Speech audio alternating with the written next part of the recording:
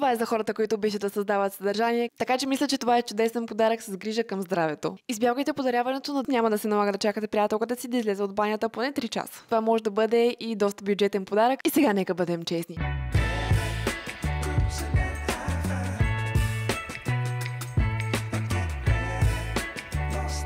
Привет и добре дошли в днешното видео. Коледните празници наближават и е време за подаръци, но и заедно с това много често задаваме въпроса: а сега какво да купя? И поради тази причина съм ви подготвила 10 идеи за подаръци за жени. Така че нека да започваме. Няма да ви бавя и директно ви казвам първата идея, която е сет за мача. Тази година мачата стана изключително популярна и замести кафето на много хора. Смея да кажа, че може да замести дори моето кафе. Чаят има изключително много полезни свойства, подсилва имунната система, помага за концентрацията, за устната хигиена, стреса и депресията и така нататък. И освен това има страхотен, нежен вкус и много красив зелен цвят. Особено в комбинация с мляко. Тези сетове за мача съдържат баркалка, лъжичка и купичка, но най-важното нещо е мачата да е наистина много качествена, защото иначе няма да има абсолютно никакъв смисъл от нея, защото няма да съдържа всичките тези полезни свойства за организма. Второто ми предложение за подарък е Air Fryer. Това е малко по-скъп подарък, но винаги може да се комбинирате няколко човека, така че да излезе доста по-изгодно. Със сигурност това е продукт, който в последните години също стана изключително популярен и все повече и повече хора го включват в ежедневието си. Най-вероятно има защо. Една от причините, разбира се, защото става много по-бързо и също така може да се готви без мазнина. Той е доста подходящ за хората, които имат по-забързано ежедневие, за тези, които искат всеки ден да имат разнообразна храна и също така и за тези, които не обичат да готвят. Препоръчвам да се информирате много добре преди това, тъй като има различни марки, видове, екстри и големина. Най-често купуваните марки са Philips, Cosori и Ninja. Всяка една от тези марки си има своите плюсове и минуси, според зависи кой какво му е важно и какво би пренебрегнал. Цените доста варират и обикновено в чуждестранните сайтове цената е много по-ниска, дори с доставката.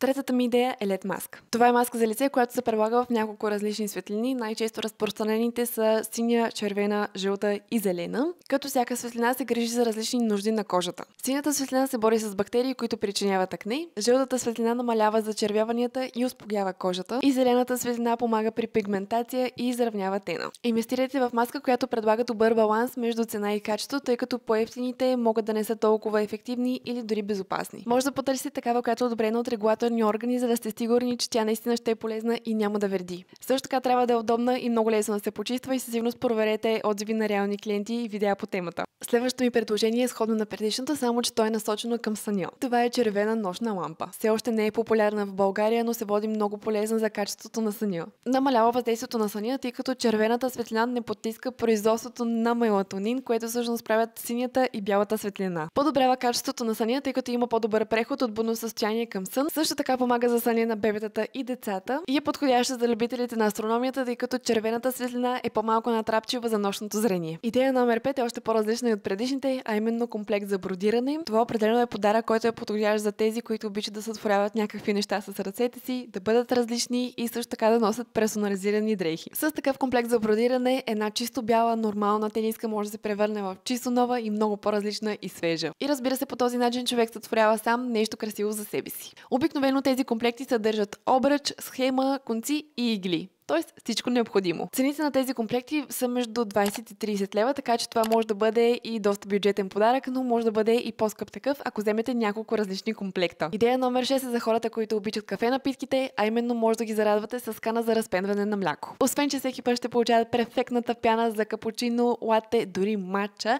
се предлагат ткани в много интересни дизайни, които могат да бъдат страхотно допълнение дори към кухнята. Идея номер 7 е огледало с LED осветление. И сега нека бъдем честни. Мисля, че поне всеки един от нас е виждал поне една дама в живота си, която не е успяла да се гримира достатъчно добре и повярвайте ми, това понякога се дължи на липсата на светлина. Така че, всяка една дама, която обича да се гримира, ще се зарадва на такова огледало с осветление. Също така изглежда доста стилно, плюс няма да се налага да чакате приятелката си да излезе от банята поне 3 часа. Идея номер 8 е фон холдър. Това е за хората, които обичат да създават съдържание, където и да било, дори само за тях самите. Преди половин година си поръчах конкретно един, който е на марката Small Rig и много ми впечатли това, че много лесно се работи с него. Също така се завърта на всякакви различни посоки, прикачва се на статив, но може да стои на друга равна повърхност. И е много бюджетен. Идея номер 9 е масажен или почистващ уред за лице. Относно масажните има много различни гуаша камъни, които всъщност са против стареене, бръчки и също така за оформяне на челюстта. И се предлагат и ролери за масаж. А относно почистващите уреди за лице, по-скоро визирам тези, които са електрически, тъй като спестяват доста време и усилия и мисля, че почистват много по-добре, отколкото тези, които са ръчни. И стигнахме до идея номер 10, а именно бутилка за вода. В забързаното ежедневие много хора забравят да пият достатъчно вода, от което впоследствие си създават различни проблеми. От това, което съм забелязала, както от личен опит, така и от опита на други хора, винаги когато имам бутилка с вода до себе си през целия ден, се сещам много по-често. Някои предпочитат само чаша с сламка, за да си го направят много по-приятно, само че забравят факта, че хората обичаме да ни е лесно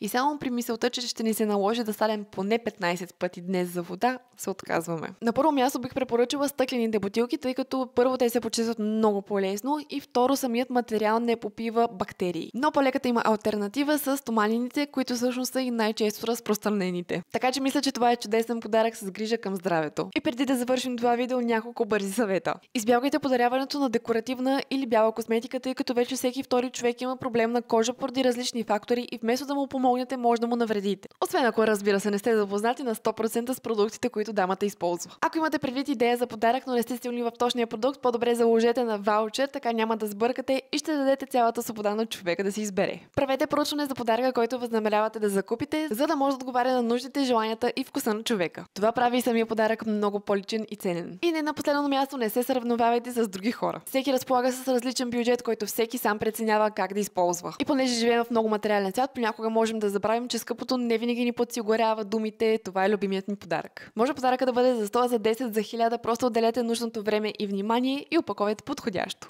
Това бяха 10 идеи за подаръци за жени. Надявам се това да ви е било полезно и може да натиснете камбанката, за да не изпуснете следващата част, която ще бъде с 10 идеи за подаръци за мъже. Така че, ако това видео ви е харесало, може да му дадете един палец и да се абонирате за канала. Чао и до следващото видео!